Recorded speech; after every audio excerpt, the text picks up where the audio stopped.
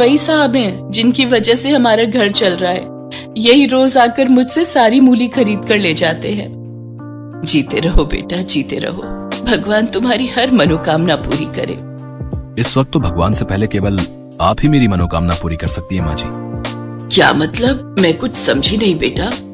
अब बात यह है माँ जी कि आपकी बेटी पूजा मुझे भा गई है और मैं उम्र भर के लिए इसका हाथ थामना चाहता हूँ, अगर आपकी इजाजत हो तो।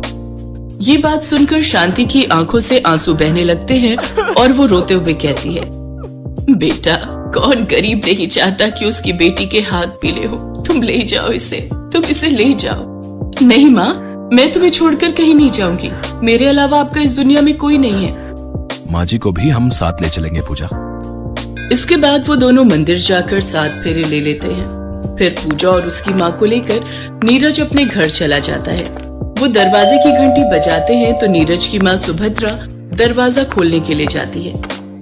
अब इस वक्त कौन घंटी बजा रहा है? ओहो, कहीं फिर से कोई भूखा नंगा तो नहीं आ गया। सुभद्रा जैसे ही दरवाजा खोलती है तो अपने बेटे के गले में शादी की माला देखकर सारा माजरा समझ जाती है। वो तो मैं तुम दोनों के गले में पड़ी माला को देखते ही समझ गई। खैर, हम कर भी क्या सकते हैं, अब तुम्हारी खुशी में ही हमारी खुशी है। मैं जानता था माँ, आप हमें जरूर माफ कर देंगी। लेकिन वो सब ये बात नहीं जानते थे कि सुभद्रा की इस हामी के पीछे कुछ और ही राज छुपा था। अगले दिन सुबह जैसे ही नीरज ऑफिस के लिए निकलता है तो सुभद्रा का अत्याचार दोनों माँ बेटी पर शुरू हो जाता है।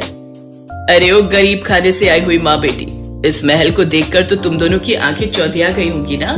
तुमने तो ऐसा घर सिर्फ अपने सपने में ही देखा होगा और उसी सपने को पूरा करने के लिए बुढ़िया तूने अपनी जवान बेटी का इस्तेमाल करके मेरे भोले भाले अमीर बेटे को फंसा लिया। मैं तुम दोनों माँ बेटी की सब चाल समझती हूँ। बहन जी, ऐसा कुछ नहीं है, आप गलत समझ रही हैं। बस बस अब नाटक बंद करो और जल्दी से काम पर लग जाओ। ए बुढ़िया, चल किचन में बर्तन पड़े उन्हें धो दे। और तू बहुरानी